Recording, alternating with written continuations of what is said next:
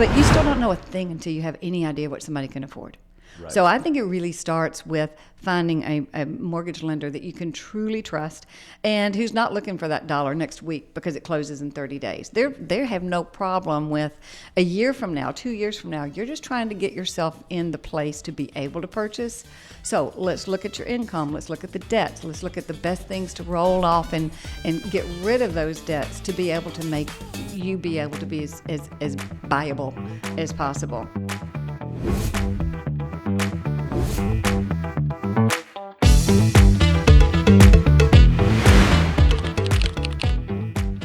Possible, because overall our goals are the same. Our goals are to make sure that your clients are taken care of, and if we don't have the highest quality service providers on our platform, then right, we don't get it. So are they paying to be a part of your platform? So like typically, an situation? Yeah. So typically, so your providers on the white labeled version are on it for free. So because you've been giving them referrals for years probably and not charging them. Right. We don't want to mess up that relationship. Right. So you're on the preferred list. It's free for them to be on. Now, and vendors love this part because it's a million times better than other platforms. So a home service provider that's just on our platform because they found us and they want to be on it. It costs them nothing to be on it for subscription wise, unless they choose to go down a different path, and then there are paid options. Costs them nothing to be on it. They're only charged once the homeowner chooses them. Okay. So the difference there is if you think back to Angie, they're just getting a lead sent to them, and even if it's a bad lead, they're getting charged and charged, which is they hate. Like a zero-ish thing. Exactly. 100%. So now if I'm a plumber and I get there's a plumbing opportunity, which means a homeowner has said, hey, I need a plumber. I go in, I go, okay, this doesn't fit what I can do. I'm not going to take it. Hadn't been charged. If they're like, this is right up my alley, I'm in the neighborhood, this is great, I'm putting in an offer. And then if they get chosen, then they get charged. Okay. Yeah. So they really like that because it's pay as you play. Yeah. And that's I want. Don't let me out of here before knowing exactly how to do it and go ahead and buy into your system. Okay. Awesome. I guess this was the plan. But, for so many people that I've got from coming out of town, they need everything. And they can't think of all the things that they do need until they need it immediately. That's right. And I'm in the process of putting together a giant vendors list, but that's always constant. Yep. And I'm also always taking people off of it too. That's right. Tile people are great until they've sniffed too much glue. That's right. Painters are great until they're not great. That's right. Yeah. So, and a lot of those times, they just take on too much work. They do. They can't handle it, take on too much work. Then they get subs who can't handle the work and aren't reliable. That's so right. That blows it. Yep. And then, it's just that one time they do bad and then it poorly reflects on you. So the good news is that list can continuously change and change and change. So, love it. Yeah. Yeah. Awesome. Yeah. Definitely want to do that. That's cool. Thank you. That's good to hear. I don't want to put the pressure on anybody. There's no pressure. I'm the one who asked. That's awesome. But I figure that there has to be some reason, and I want to be able to be as much service to my customers as possible. Yep. But also, although I want to talk to everybody all day, every day, you got problems that are happening with surveys and things on a daily basis. I can't necessarily get back to somebody 2 years ago who immediately needs a plumber. Man, I'm so glad you said that, because that is the exact value that we provide. Good. Is we want that to be an automatic touch point years later. Yeah. By the way, thanks for your service. Oh, absolutely. Yeah. What branch were you in? I was in the Army.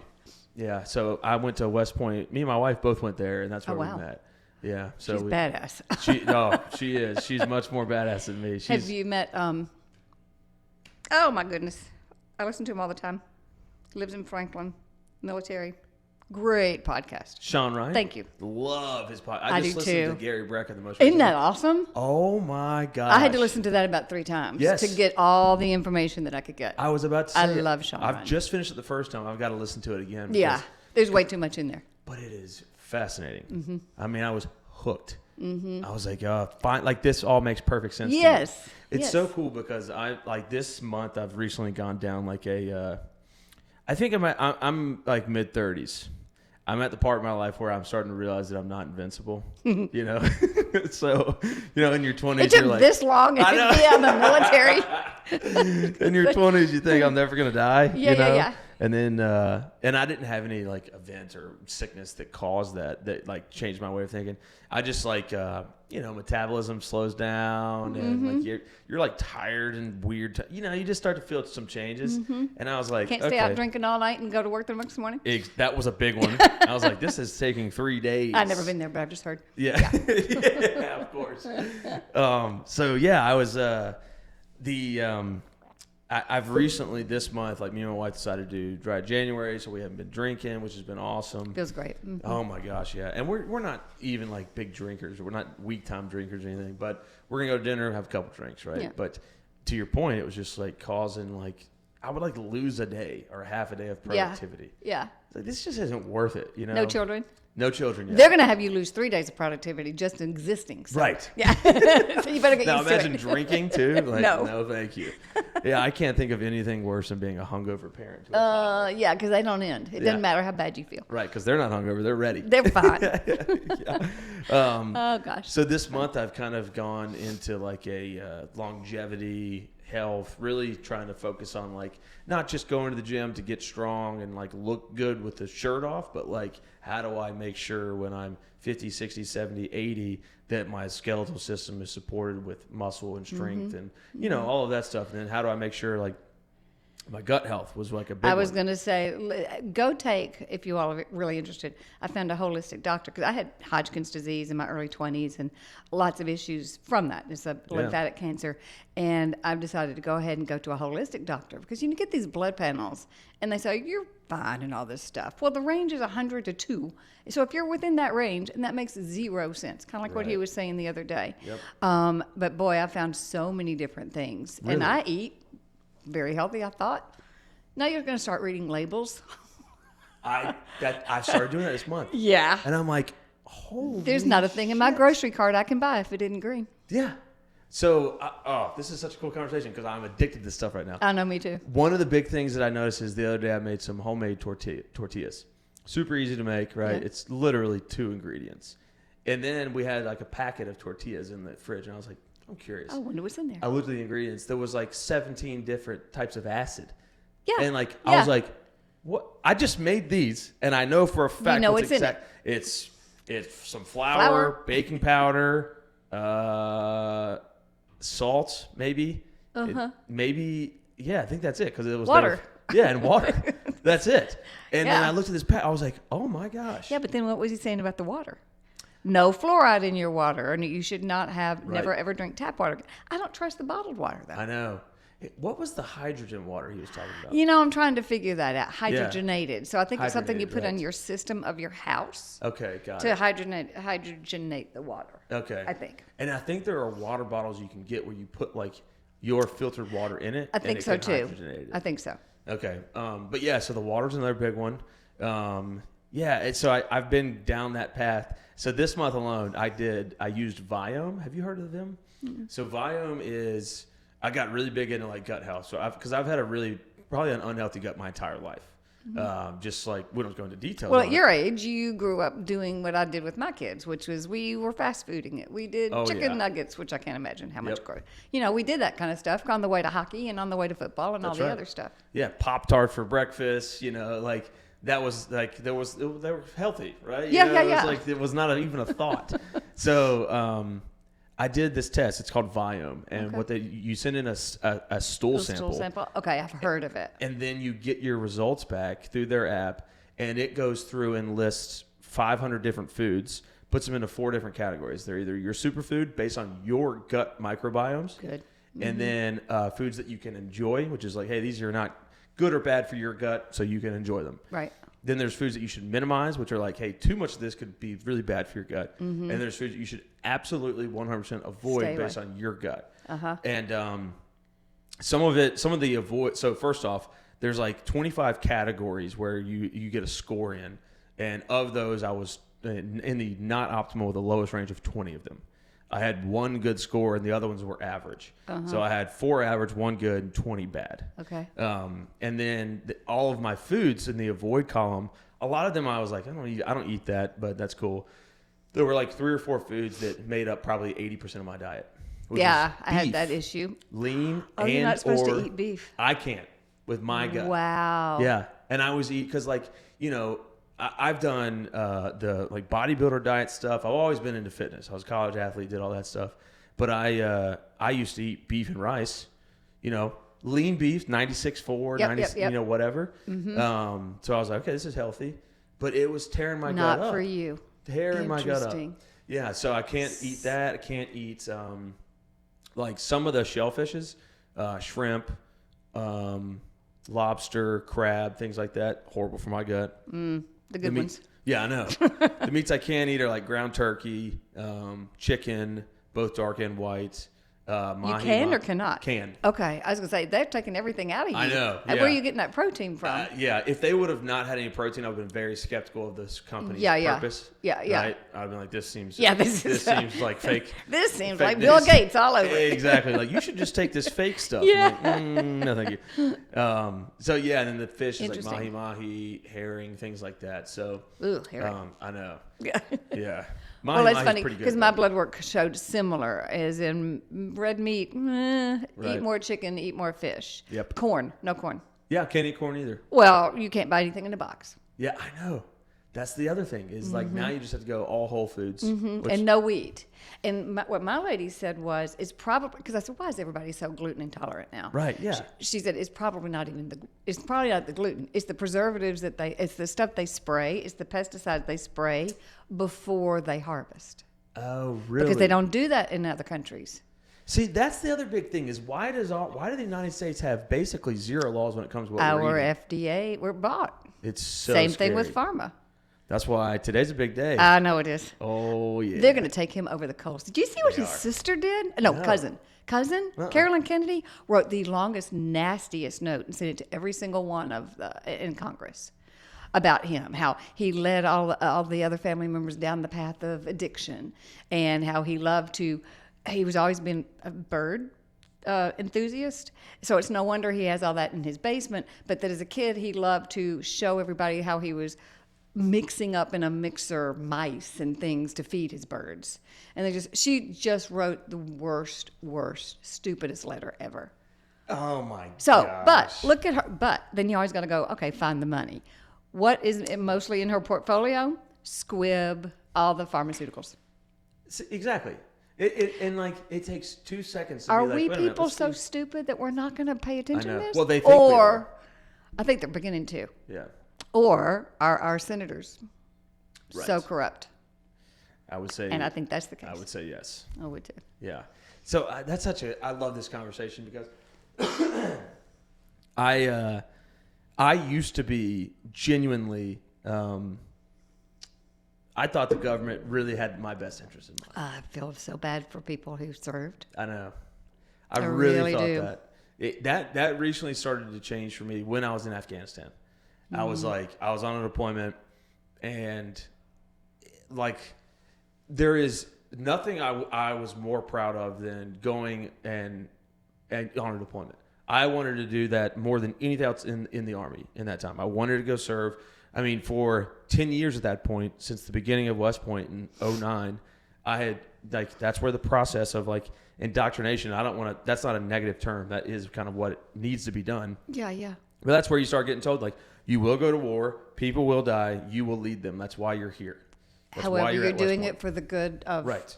And it's something the country needs. Mm-hmm. And I was 100% bought in. That's the only thing I wanted to do. And then I get there in 2017, 8 years later from the very beginning of this journey of training and becoming this officer. And it was not. Really? So when you were there, you actually were clued into this, isn't it? Yeah.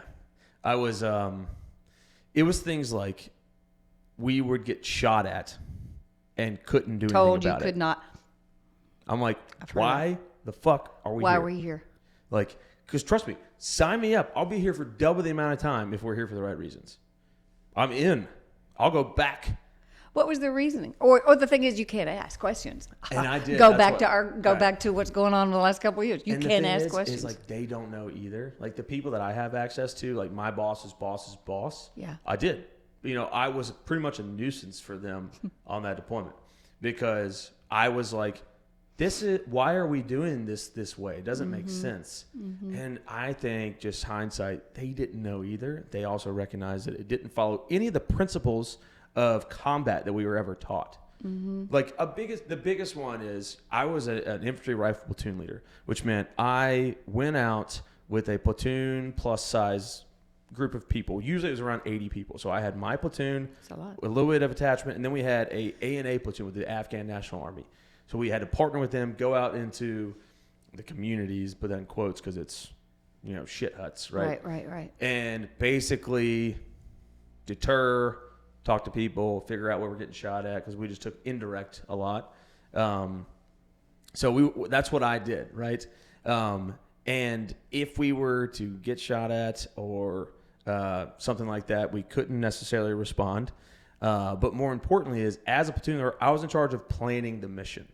So by the rules that they set, I had to put a plan in for a mission 3 weeks prior to execution, and then couldn't alter the plan with new intel. So let's say 3 weeks ago I put in a plan. I want to go here and talk to this guy. Yeah. But yesterday... Well, you all would be ambushed. Yeah. Or yesterday we got shot at from over here. It's like, hey, I actually want to go over here and talk to this guy now. Yeah. Like, no, this was already approved. Go over here. I'm like, okay, this doesn't make any sense. Like, what are we here to do?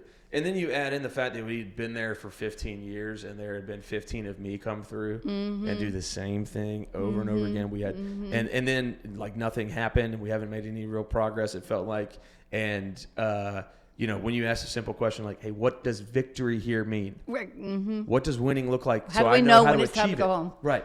Yeah. If we can't answer those questions, now you I'm starting to ask why we're there. You shouldn't be there in the first place. Yeah. Right. And again, I want to be clear. I am a patriot. I love our country. I would go back. I would not change anything I did in the military. It was one of the best experiences I've ever had. But you also have to ask questions. Yeah. You have to ask questions.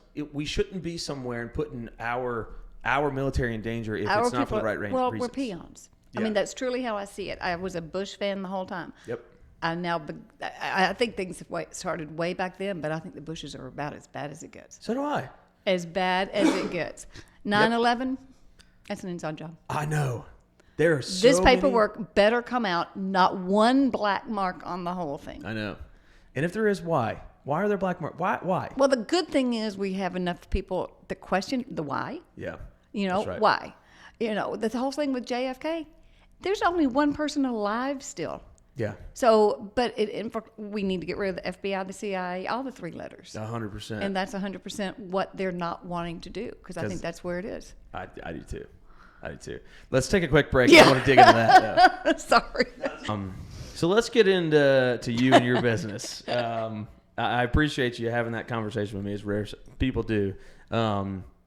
So if anybody's listening, let's just get into some of your background. Where are you from? What's your name? What's your business? All that stuff. I'm one of the unicorns because I'm original Nashville. Yes. That's what I'm talking about. And seeing those kind of changes. So I grew up in a family where my father was a civil engineer. Oh, cool. And so I basically spent my time on Thursday nights always with him at the planning commission meetings because he was looking for property based on, this was before interstates in most places, before the interstate exchanges, when Nashville was really not even really growing that much. Right. Because it's back, 50s, 60s? Right. And so we would go to planning commission meetings, find out where new little areas are supposed to be, where the next section of interstate or exchange is supposed to be, and years off, and he would buy property for pennies at the time on the dollar and buy and hold until it was the right time to be able to develop, put in road, water, and sewer, and develop. That's so cool. It was cool. Not at the time when you're 7, but it was cool. Yeah, right. That could be pretty boring when you're 7. But seeing, now I feel like I'm old as heck because seeing all those changes as a little child and you're kind of noticing things that you don't really otherwise if my dad was a banker or something. Right. So seeing all those changes, now I'm going down here, for example, and going, I cannot believe how much this area has changed just in the last year, 2 years. So Nashville's grown a lot, but I'm in real estate. I have residential real estate. Yeah. Yeah, the change in Nashville, I've only been here for 5 years. Okay. So I'm originally North Carolina. Okay. But like we talked about, military had me kind of all over the place. Mm-hmm. But I always tell people that, and this is the truth, for in 10 years, I lived in 10 different like houses or apartments. Wow. 5 cities, but you'd move around, go on deployment, come back, you have to break, whatever. So it worked out to be about 10 different apartments or houses in 10 years. Yeah. Me and my wife were together, and we lived apart, we lived together, all that stuff. But it always felt like I was going somewhere and just squatting for a year. It's like, all right, we're not gonna be here long, so like let's just start thinking about how we can make this as easy as possible to move out, because that's gonna come pretty soon. Right. Flying into Nashville was the first time I felt like I was like going home. Really? Yeah. And I don't know why that was. I was going to say, what made you feel that? I always try to like point my finger to that. I think it's, I love being from North Carolina. I love North Carolina. my parents are still there. It's beautiful. It's beautiful. It'll always be like my hometown. And I think it's it's very similar to North Carolina. So I think there was probably something there that just felt familiar to me. But it's also, I think, where I don't like aspects of North Carolina, I think Tennessee is better, right? So like I think I want to live in a free red state. And Tennessee, North Carolina is that, but I think Tennessee has it more. When you're getting into the tight metros now, they're all trying hard to change. They are trying hard to not change, trying hard to change. Right. And it is a tough challenge there, right? Because you do want to see growth. I'm a fan of the growth of Nashville, and I know I'm not a local, so I know that's my opinion probably doesn't hold as much weight as a local. Well, it does, because here's the interesting thing about that. It feels like home to you, and I'm really glad to hear it. Yeah. It feels like home to me, but different. I can't imagine living anywhere else. I have never moved out of a house until I, went to college in a dorm, and then moved right back with my parents for 2 years till I got married. So I've never moved, and it's interesting that my job is to help people move. Oh, that is interesting. But, I have all the respect for people in the world to be able to figure out a city, be able to figure out their area, know about the location, and find the right one that's for them. Right. And Nashville still feels like home, but very different. Yes. What do you think that magic dust is? Because it's been really cool to see Nashville keep that small hometown feeling, but being one of the most popular cities in the country right now. That's actually a really good question. And that's something that people worry about. I actually did a YouTube video yesterday about, and it's a little bit clickbaity, I guess, why are so many people leaving Nashville? Right. Well, it's the natives who are leaving, who are about my age, who've lived here their whole life. It doesn't feel like the same place where you could go down and go to Green Hills to the grocery and see 15 of your friends, because it's all newcomers. It's all people we don't know. Now, my mom used to say, I can open up In Focus magazine. I don't know anybody in there anymore. So the social dynamics have really changed a whole lot. Right. However, I think that we've done a pretty good job of, in Spring Hill or Mount Juliet, where a lot of newcomers are coming, they're making an effort to get to know their community. I think they're making an effort to get to know the neighbors, and I think these communities with the sidewalks and the swimming pool, those kind of things, are very helpful in that. Right. You do kind of watch out for each other. You know each other, and I think that's very helpful. When we had the large 1 acre lots, that's a little harder to do that because you just are more spread out. So Right. Yeah, I think, man, that's a really good point, and I don't know if it's even possible to have both there. Like I and it's sad because I like both. I think a perfect scenario for me is, do you live in a neighborhood where you have this like ultimate kind of neighborhood, close knit feel community? Yeah. But then you have Nashville 10 minutes away. Well, so that's funny because that's what I'm finding so many people want. Right. So they don't. Natives don't come down to downtown Nashville Broadway. That's the tourist area. Yep. But it is fun to occasionally go to people watch. Yeah. My husband and I actually went on Saturday for some reason down to the food hall. Yeah. And that was a blast. And to see downtown Nashville and the lights, and it's exciting. Yep. But as far as a daily basis, not happening. No, never going to do it. Not happening. Weekly basis. And that's what I keep trying to tell people. Don't worry about that. That's not where you want to be. Right. You're going to want to go occasionally for football games, for the Skirmerhorn. But we need to find the community where you want to feel at home. And we can find it. Exactly. And that's what I think is super cool about the Middle Tennessee area. Yeah. Because you've got, if you want to live in East Nashville, there you go. You got walk-in restaurants, coffee shops, right down to, you can be there. You want to live off of Broadway, there's apartments for you. You can do it. You can do it. I don't know no, thank you. But you can do it. Not for me. But then you can live in, Goodlettsville, and you can have 5-6 acres. Well, and I think also it's helpful that if you live in Goodlettsville, you're probably not working downtown Nashville. Right. Yeah. You know, so we have communities where there's work, and there's remote work. There's a lot of different things. So you don't need to be in this inner core. That's right. And I think that's also helped people build that community too. That's right. Exactly right. Yeah. And I will say, been in a lot of cities.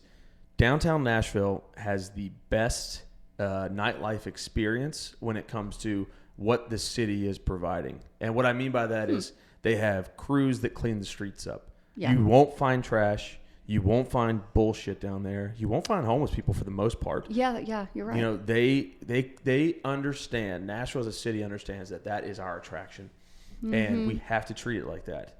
And if people come and they don't feel comfortable, they don't feel safe, They're not staying. They're not going to stay. They're not coming back. And they're not. Yeah, exactly. And we They're have not people gonna come recommend back year Big after year time. after year. The other day I was driving home from work or something, and I found myself right on First, going across Broadway.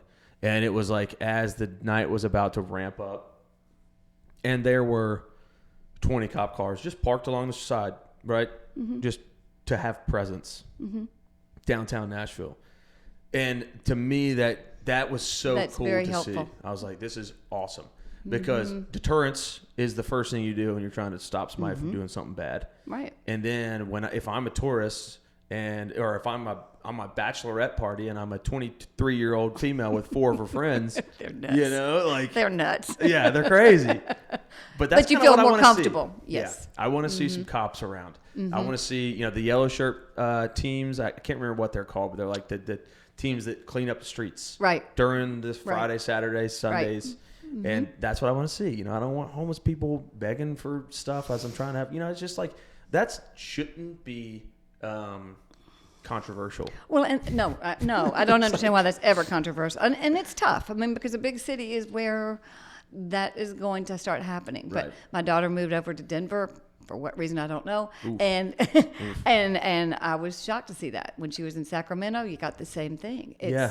It's everywhere, and that's not good for them either. But that's Right. it's a problem that we're going to have to grapple with. Yeah. And I don't have the answers.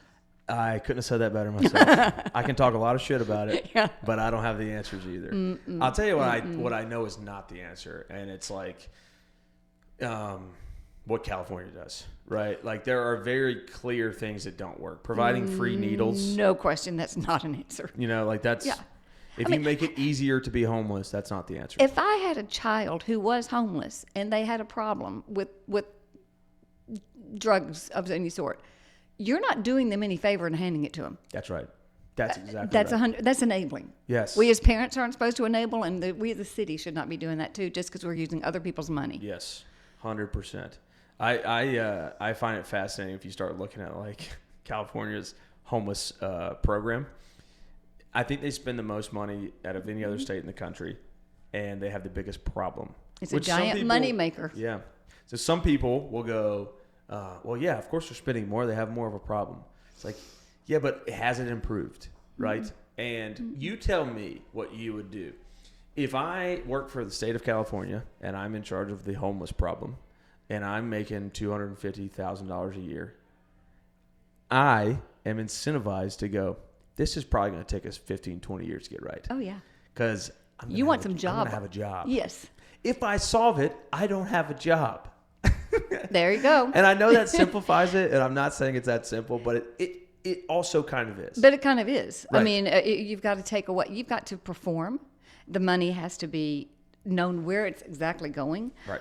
That's not helping mental health. That's not helping anything. Right. It's not helping drug problems. It's not helping anything except for lining some people's pockets and not many. That's exactly right. And it's certainly not helping the people who need it the most. No.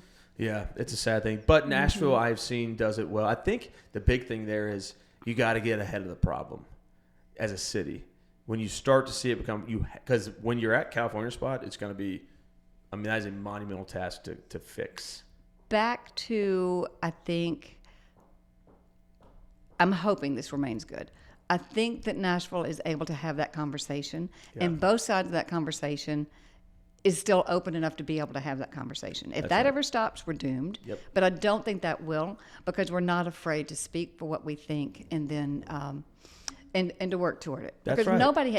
nobody wants something bad for these people. We all want something better. We just don't see a better the solution. Right. We go back and forth on is the solution to provide free needles. No. And, like that is clearly not the solution. So you're right. As long as we can continue to come to the table and be like, hey, look, what are we going to do about this? Well, back to our conversation a minute ago about the man with digestion and your food and all that kind of stuff. Some of the things he was even saying was so many things you can get back to going back to what good healthy foods, good healthy things that we can have these people to help you get healthy enough to even try to kick an addiction. That's right. That's right. Yeah, that is exactly right. I remember a big part of that conversation. I want to go back and listen to it because it made great sense. He said nobody wakes up in the morning wanting another giant hit of something. Right. Because it felt so good. Right. It's just to forget life. Yes. Okay, let's give them a way to have something to look forward to. Right. Give them a purpose. Give them purpose. That's so good. There's so much in that conversation that I loved.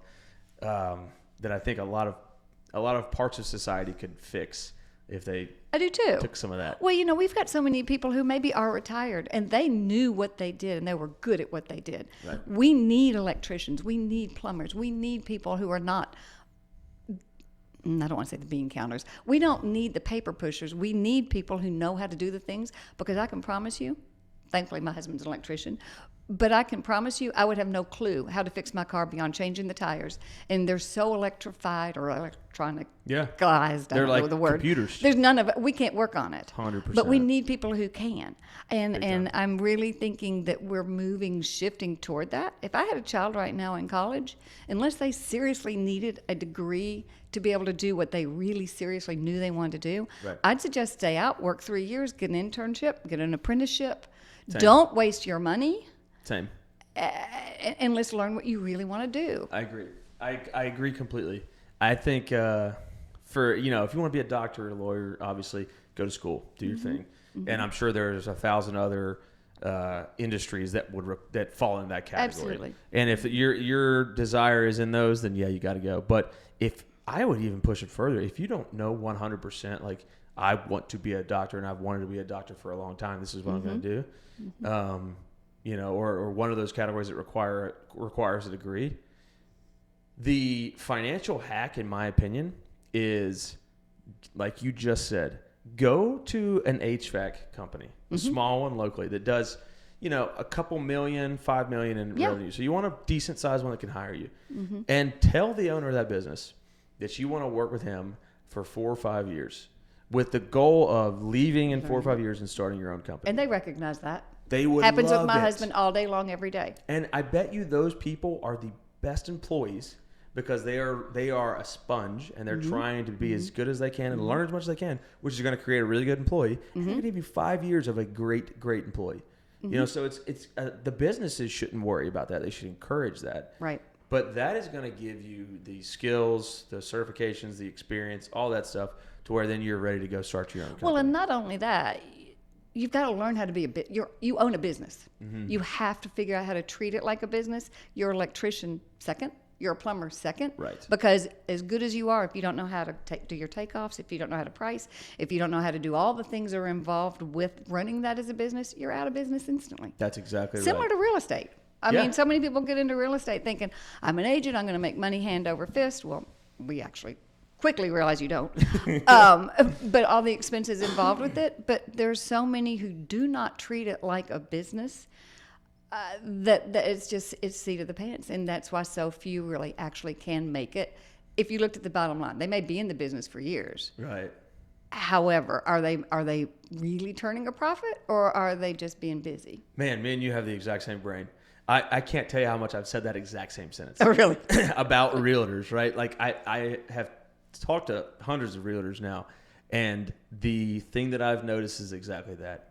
The ones that get into the business, and I think this should be encouraging for people, not discouraging. I do too. Right? It's like you should hear this. If you're thinking about becoming a real estate agent, and this should encourage you, that the people who ended up it not working out for them, it seems like most of the time they approached it not like a business. Well, when I started early 80s, totally different. I mean, Right. we were a small town community. We didn't even have beepers. So, Right. I mean, we're talking way back in the dark ages. We had the big MLS book. It was more of a social thing. If you went to the country club, you knew the people at the country club and you did business that way. 90s, once Nashville started becoming a big city and the it place, we had so many people coming in from other places and companies moving them in. The reload business was huge. That's how Brentwood actually grew, because all the executives were moving out to Brentwood because the companies were moving them in and headquarters were moving here. That's when I began seeing, okay, that's when the relocation companies became a part of this. So you would align yourself with a relocation company and they would assign people to you and you paid them a big fee for that. Well, I didn't want to do that. That didn't seem to make sense to me either. But when I got back into, because I was a general contractor for several years while my kids were little, when that became too expensive to buy a home, maybe build a new home on that site, it'll be a year and a half, and $1 million+ on the line during that whole period, Right. that the market could totally change. Oh. So I decided, well, this is too risky now because we've gotten too rich. It's gotten Right. too expensive here. But that's when I started studying some of the top companies, top agents in the country were doing, and realizing you've got to put yourself out there and show people of value for free, for nothing, asking nothing of them. But for free, they begin to trust you. They're looking out for your information. It's the best way. I don't do any paid advertising. And I only learned this from some people who were working out of a couple other states. I reached out, said, what are you doing? I love this concept, but there's more to it. My YouTube channel. You can't just throw a video up. It's all the SEO. It's all the backstories. It's all the keywords. It's all the things. So it's learning an entirely new industry that goes alongside of real estate to create the eyes to see what you do so that you can help them. Oh, man, I love it. And it's totally changed I loved what I did before, but the way this is doing is so much better. Right. And it makes so much sense, and it's very authentic. You can't make it all up. No. But it's a lot of work It is. that a lot of people are not ready to do. And I'm looking for people who want to. I'll teach you. That's what I love about this company. It's very abundant. You want to learn it, Gabe? Sure, I'll teach you anything I know. Not asking for anything. You don't have to join me. You don't have to be in my business. But it is so about, and there's more than enough to go around. I really don't think there's a move afoot to make realtors have to be college graduates. I don't think that's necessary. Somebody who works hard, who can read, who is authentic, who is honest, that doesn't have anything to do with college education. No. And if you're willing to work and you're willing to learn, I don't think that college education should be necessary. And I was a real estate finance degree. Right. I think that's so interesting. First off, I agree with you. I think that is a surface level decision that somebody's trying to say, hey, we need more barriers for real estate agents, and then they just go college degree, and it's like no, slow down, So think a little bit. I got my broker's license, I don't remember what age, 35, and my sister and I started a company, started having children. There are classes that you have to take to continue education, great. But they're not very good. It's 16 hours every 2 years. Yeah, and That's not a lot. they can, some are better than others, but Right. Yeah, and Yeah. But as a broker, you didn't have to take as many. And if she and I both got our broker's license at the same time. Well, I started having children, and I thought, I don't even need this broker's license. This is ridiculous. I don't want to own my own company. I don't want to have a lot of agents with me. She no longer has to ever take any continuing ed because she got her license prior to an X date, and I don't remember exactly what it was. But she no longer has to take any continuing ed, yet she can have a whole team of agents and never do that. So I think it's some of us old ones who are trying to gatekeep, which I don't think is right. Yeah, I don't think that's right either. And what I love about how you run your business is it seems like it's full of constant learning. Oh, yeah. And that's what that's the exciting. Consumer needs, and it's exciting for you. Yeah, it's mandatory, in my opinion, for businesses to do that, and for just anyone in and their it's professional changing life. at lightning speed. I know. As I so said, exciting. we didn't have beepers, we didn't have cell phones when I got started. We didn't have. Everything is changing, and Now it we really have does. ChatGPT. No. You know, it's insane. But I'm having to learn it. Yeah, and you should. And you should. You have to. You have to Right. stay on top of things. That's exactly right. I was talking to a realtor just the other day, and she wants to be better with technology and things like that. And she's, you know, probably gonna make a lot of excuses not to. You know, like, and I get It's that. easy. It's easy to be like, that's a little tough. You know, I actually think that's what's exciting about our product is if you look at the data and look at who is buying homes and what generations and just consumer behavior, the shift in consumer behavior has evolved to demand products and pieces of software and experiences that are tailored and personalized to them and their needs. For example, buying groceries. There are thousands of people every day that are buying groceries off of Instacart, and they're not going into a grocery store. And that's because you can go into an app and you can click purchase the same thing I purchased last week, and in 3 seconds you've done your grocery shopping.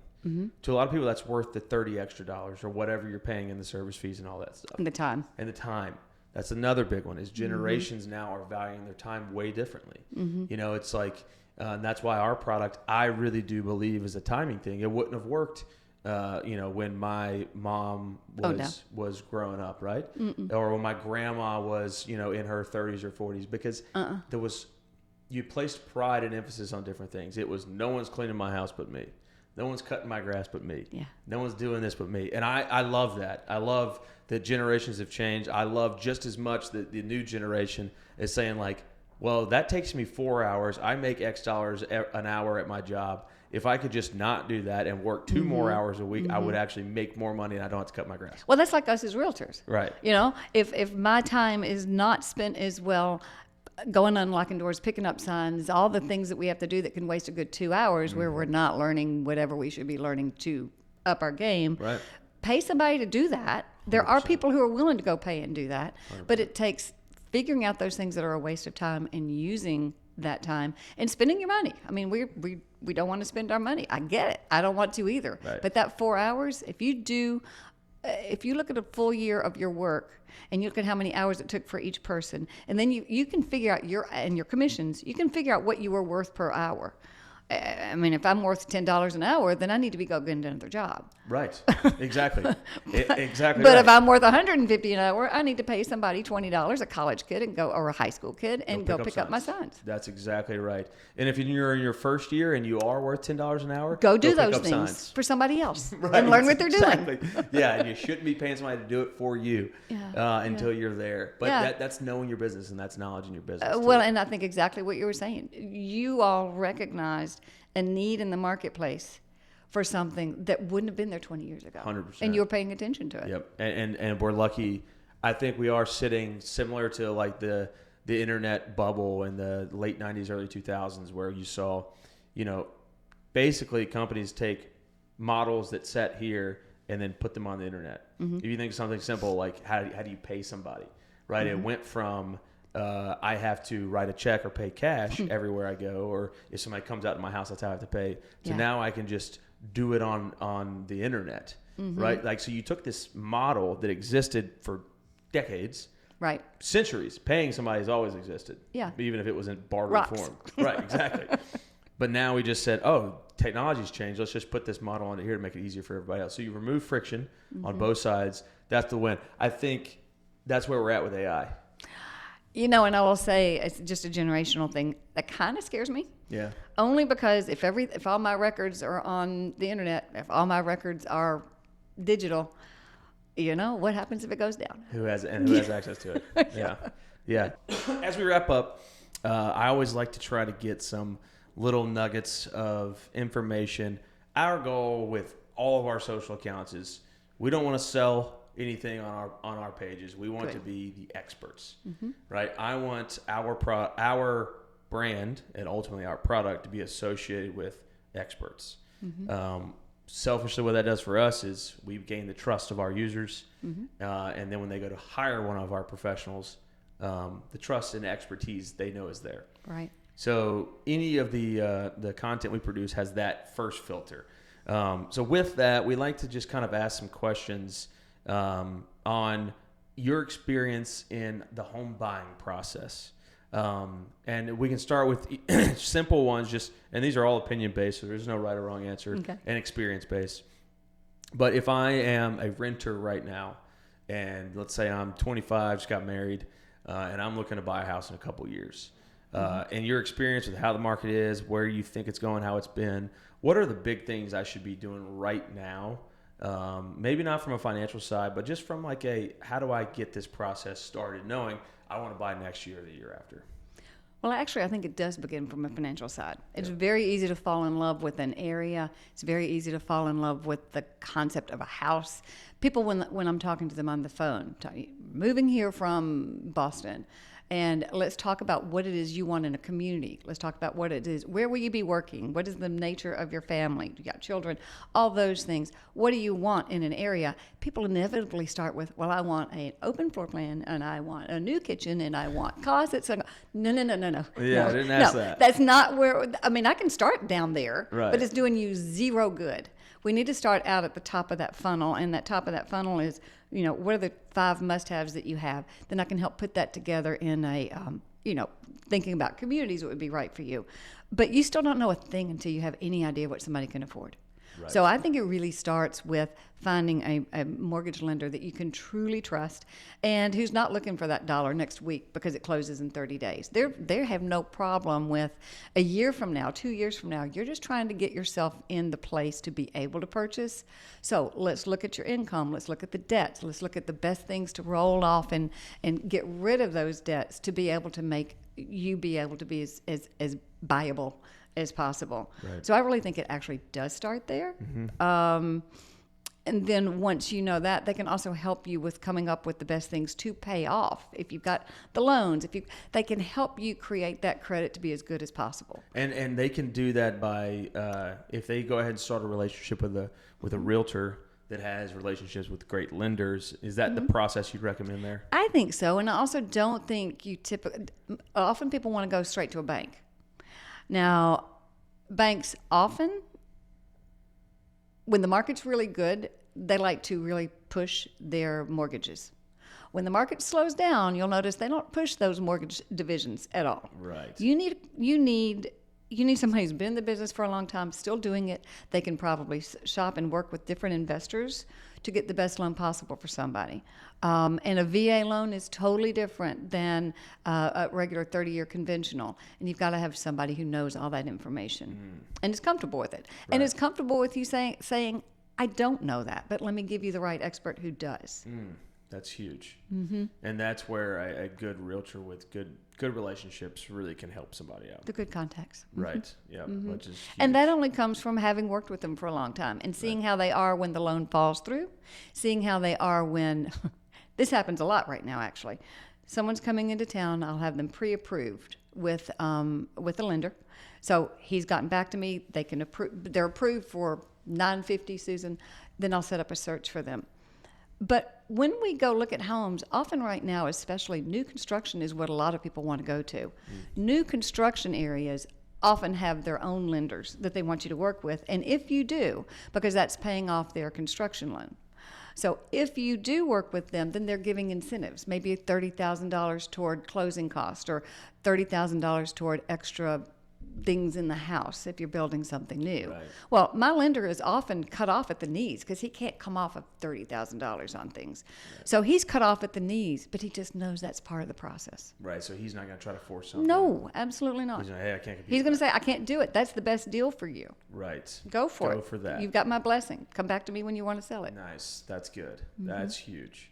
Yeah. You often find, I think in basically every aspect of business or, from consumer to business, whoever you're choosing to work with, if they're making decisions that pull money out of their pocket because it's best for you, that's probably somebody you really want to choose to work with. Upfront facing. Yep, Yeah. Exactly right. Full disclosure. Yep. Yes, 100%, which is rare most of the time to find. And that's what you get when you've worked with somebody for years and years and years.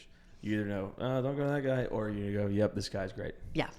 Well, Susan, thank you so much. I just looked at the clock, and I think we're over. the time, just because this has been This such has been a fun conversation. It has been fun. I really do think you and I have to share multiple parts of our brain, because we think very similarly. Love it. Which was a really fun way to have a conversation, because it's sometimes these conversations get way outside of what I think, and I'm like, okay. See, us old natives and this new to Nashville people, we have a lot in common. That's right. And that's what makes you probably a great realtor, because... Well, that's what makes it fun, because I am finding so many people are moving here that are like-minded. Right. And escaping wherever they were from that wasn't. Absolutely.